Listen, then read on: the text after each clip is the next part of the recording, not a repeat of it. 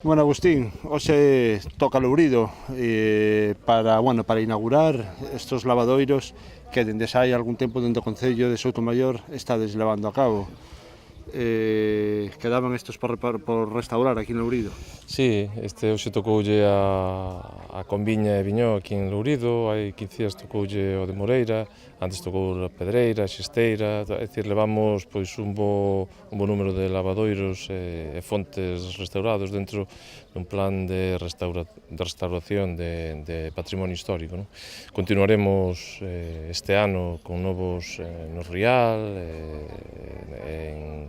en frente ao Concello tamén, e proseguiremos pois no resto dos barrios. Nós creemos que é unha labor importante recuperar a nosa identidade, recuperar pois estas fontes, estes lavadoiros que estaban un pouco caídos no olvido, e polo tanto creo que estamos facendo xusticia aos nosos antergos.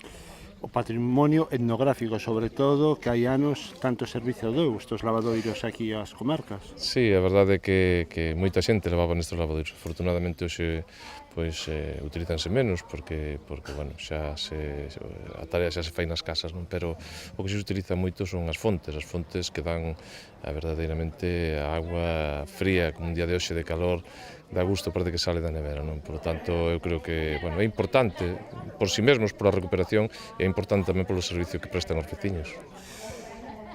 Ainda queda, non? Imagíname que isto é parte do que xa leva desfeito, algún máis quedará aínda... Sí, quedan varios, quedan algúns barrios que todavía nos quedan por facer, pero levamos moito feitos, máis importantes eu creo que están feitos, e seguiremos avanzando neste plan que comenzamos hai 3 anos.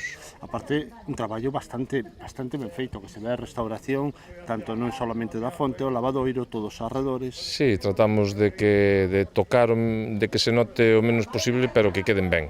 Quer dicir que esa é a labor que pretendemos facer, e, bueno, hoxe é tamén un día importante, porque temos o grupo de música tradicional aquí, aficionado daqui de Lourido, a Troula, que a verdade que o fan moi ben, e a xente xa de algúns dunha certa idade, e dá gusto compartir con eles un día así.